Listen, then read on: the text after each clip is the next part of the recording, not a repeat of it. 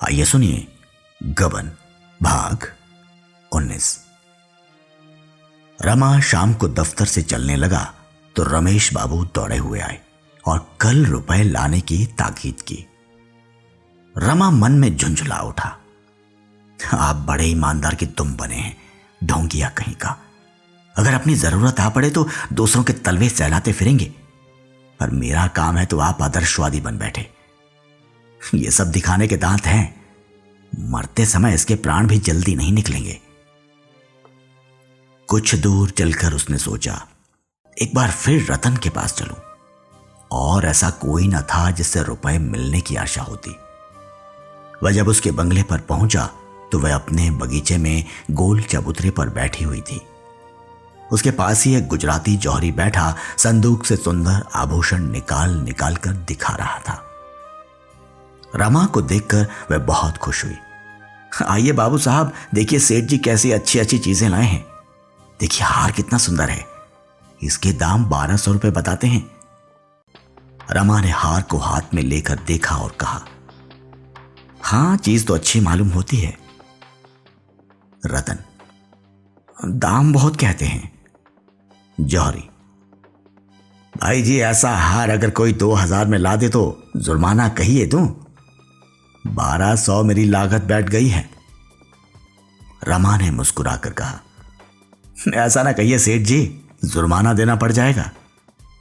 जौहरी, बाबू साहब हार तो 100 रुपए में भी आ जाएगा, और बिल्कुल ऐसा ही, बल्कि चमक दमक में इससे भी बढ़कर, मगर परखना चाहिए। मैंने खुद ही आपसे मोल तोल की बात नहीं की। मोल तोल अनाड़ियों से किया जाता है, आपसे क्या मोल तोल।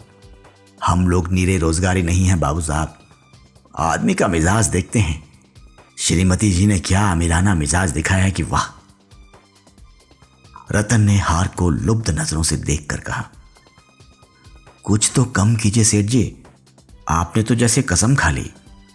जौहरी, कमी का नाम न लीजिए हुजूर, यह चीज आपकी भेंट है। रतन, अच्छा अब एक बात बतला दीजिए, कम से कम इसका क्या लेंगे। जौहरी ने कुछ क्षुब्ध होकर कहा,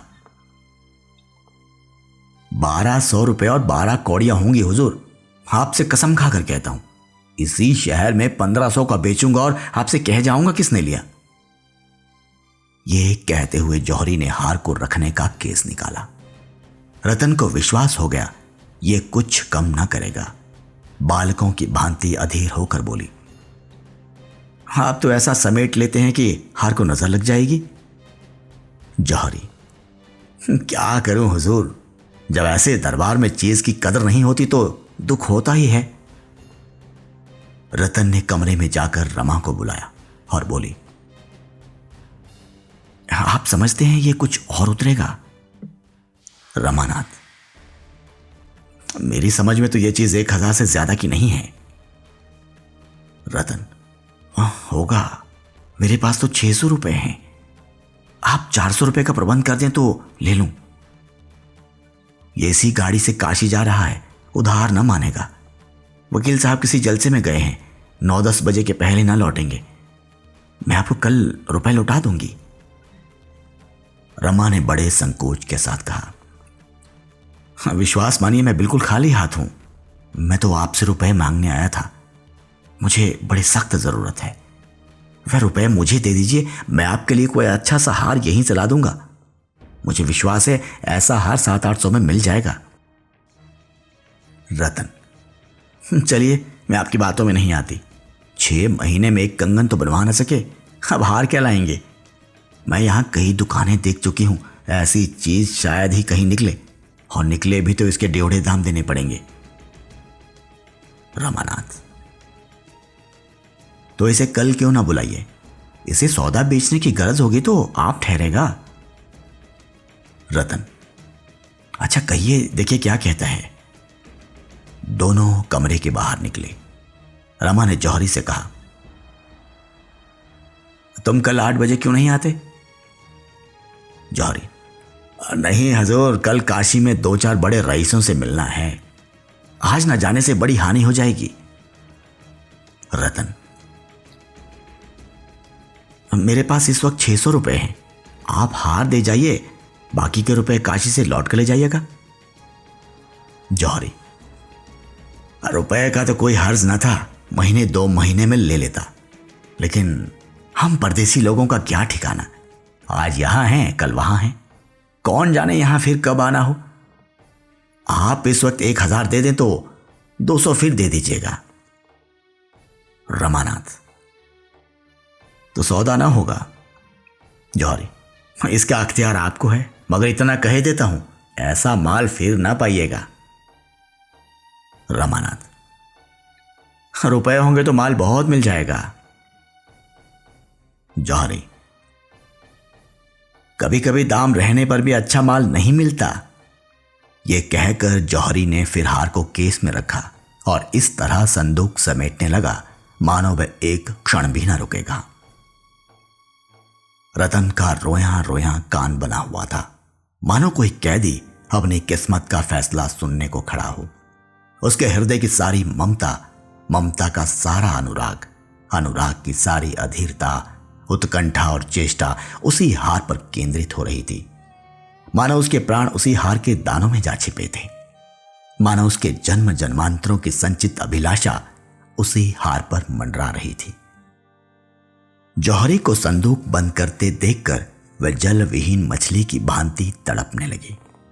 कभी वह संदूक खोलती, कभी वह दराज खोलती, पर रुपए कहीं ना मिले। सहसा मोटर की आवाज सुनकर रतन ने फाटक की ओर देखा। वकील साहब चले आ रहे थे। वकील साहब ने मोटर बरामदे के सामने रोक दी और चबूतरे की तरफ चले।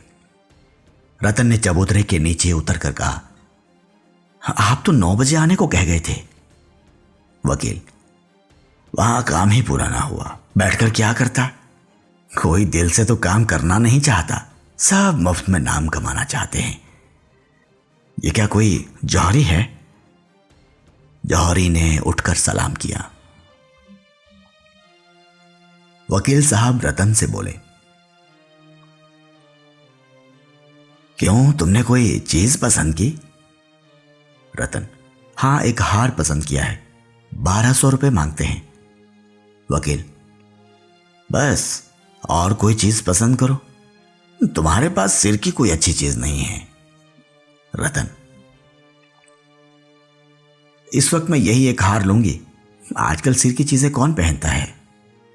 वकील, लेकर रख लो, पास रहेगी तो कभी पहन भी लोगी, नहीं तो कभी दूसरों को पहने देख लिया तो कहोगे मेरे पास होता तो मैं भी पहनती। वकील साहब को रतन से पति का सा प्रेम नहीं, पिता का सा स्नेह था। जैसे कोई स्नेही पिता मेले में लड़कों से पूछ पूछ कर खिलौने लेता है, वह भी रतन से पूछ पूछ कर खिलौने लेते थे। उसके कहने भर की देर थी। उनके पास उसे प्रसन्न करने के लिए धन के सिवा और चीज ही क्या थी। उन्हें अपने जीवन में एक आधार की जरूरत थी, सदेह आधार की, जिसके सहारे वह जीर्ण दशा में भी जीवन संग्राम में खड़े रह सकें। जैसे किसी उपासक को प्रतिमा की जरूरत होती है, बिना प्रतिमा के वह किस पर फल चढ़ाए, किसे गंगा जल से नहलाए, किसे स्वादिष्ट चीजों का भोग लगाए। इसी भांति वकील साहब को भी पत्नी की जरूरत थी। रतन उनके लिए सदेह कल्पना मात्र थी, जिससे उनकी आत्मिक पिपासा शांत होती थी। कदाचित रतन के बिना उनका जीवन उतना ही सूना होता जितना आंखों के बिना मुख। रतन ने केस में से हार निकालकर वकील साहब को दिखाया और बोली, इसके 1200 रुपए मांगते हैं। वकील साहब की निगाह में रुपए का मूल्य आनंददायिनी शक्ति थी।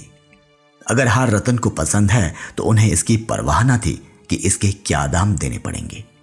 उन्होंने चेक निकालकर जौहरी की तरफ देखा और पूछा,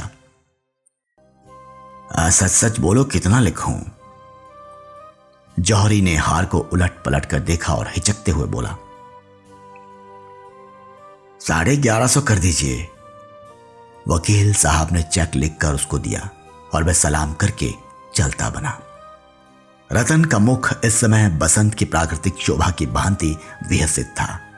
ऐसा गर्व, ऐसा उल्लास उसके मुख पर कभी ना दिखाई दिया था। मानो उसे संसार की संपत्ति मिल गई है। हार को गले में लटकाए वे अंदर चली गई। वकील साहब के आचार विचार में नई और पुरानी प्रथाओं का विचित्र मेल था। भोजन वे अभी तक किसी ब्राह्मण के हाथ का भी न खाते थे। आज रतन उनके लिए अच्छी अच्छी चीजें बनाने गई। अपनी कृतज्ञता को वे कैसे जाहिर करे। रमा कुछ देर तक तो बैठा वकील साहब का यूरोप गौरव गान सुनता रहा। अंत में निराश होकर चल दिया।